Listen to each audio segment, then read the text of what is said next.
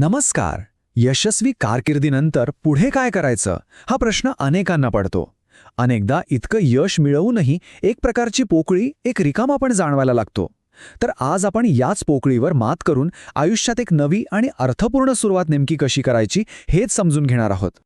चला, सुरुवातच एका थेट आणि थोड्याशा बोचऱ्या प्रश्नाने करूया. जरा विचार करा, ज्या पदावर, ज्या भूमिकेत इतकी वर्ष घालवली आहेत, तीच आपली ओळख तर नाही ना बनली? इतकी की त्या खुर्चीचे मालक राहण्याऐवजी आपण तिचे कैदी झालो आहोत? हा प्रश्न खूप महत्वाचा आहे, विशेषतः जेव्हा आयुष्य एका मोठ्या वळणावर येऊन उभं राहतं. आणि म्हणूनच आपला पहिला भाग आहे खुर्ची, मालकी की कैद. म्हणजे ज्या जागेसाठी आपण आयुष्यभर मेहनत केली तीच जागा आपली कैद तर बनत नाहीये ना. चला, यावर जरा खोलात जाऊन विचार करूया. हे वाक्य बघा, कितीतरी गोष्टी सांगून जातं, नाही का? आयुष्यभर आपण सगळे भौतिक यश, पैसा, संपत्ती म्हणजेच काय तर नोटा मोजण्यात घालवतो.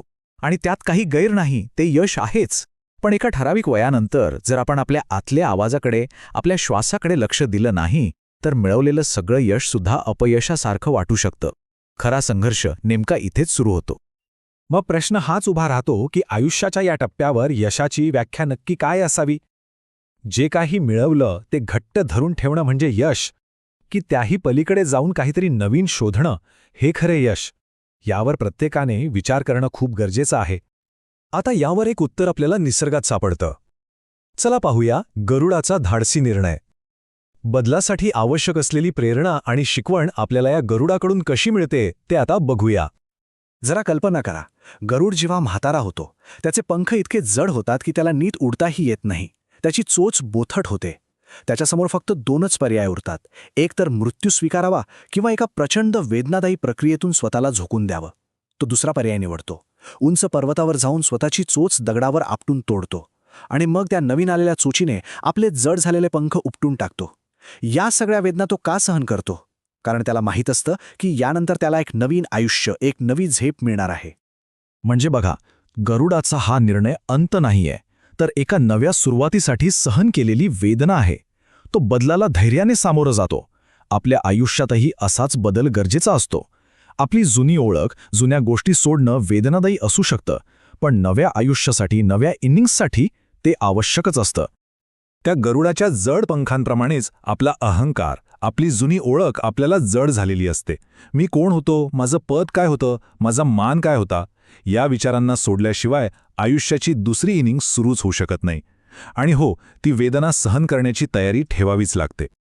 निसर्गातूनच शिकण्यासारखं अजून एक सुंदर उदाहरण आहे, आणि ते म्हणजे पिकलेल्या फळाचं.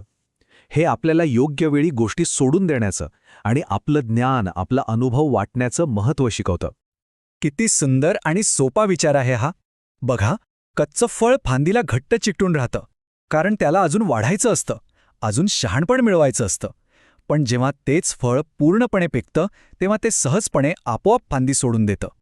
ते जमिनीवर पडून सडत नाही, तर आपला गोडवा, आपली बीजं इतरांसाठी वाटतं आणि त्यातूनच नवीन झाडं उगवतात. यातली सगळ्यात महत्त्वाची गोष्ट आहे फांदी सोडणं, चिकटून राहणं नाही. योग्य वेळी आपली जागा, आपलं पद सोडणं ही एक नैसर्गिक आणि सुंदर प्रक्रिया आहे. हेच खरं शहाणपण आहे. आता हाच विचार स्वतःला लागू करून बघा. इतक्या वर्षांच्या अनुभवाने आपण सर्वजण ते पिकलेलं फळ बनलो आहोत. मग आता त्या फांदीला, म्हणजेच आपल्या जुन्या पदाला किंवा भूमिकेला चिकटून राहण्यात काय अर्थ आहे? त्याऐवजी आपला अनुभवाचा गोडवा पुढच्या पिढीला वाटण्याची हीच तर योग्य वेळ आहे. तर मग या नव्या आयुष्याची रचना करायची तरी कशी?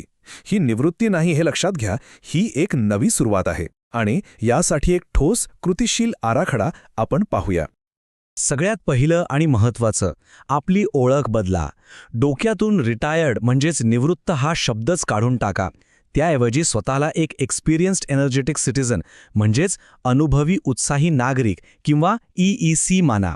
बघा, हा एक छोटासा शब्दबदल आपल्या दृष्टिकोनात खूप मोठा सकारात्मक फरक घडून आणतो. रिटायर्ड हा शब्द निष्क्रियता दाखवतो, तर EEC सक्रियता आणि ऊर्जा दाखवतो. आता आपल्या वेळेची विभागणी करूया. दिवसातले साधारण 6 तास आपल्या मूळ कामासाठी किंवा व्यवसायासाठी द्या.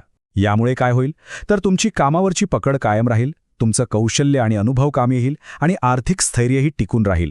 म्हणजे तुम्ही कामातून पूर्णपणे बाहेर पडत नाहीत, तर नियंत्रकाच्या भूमिकेत राहता. आणि उरलेले 4 तास ते सेवेसाठी द्या.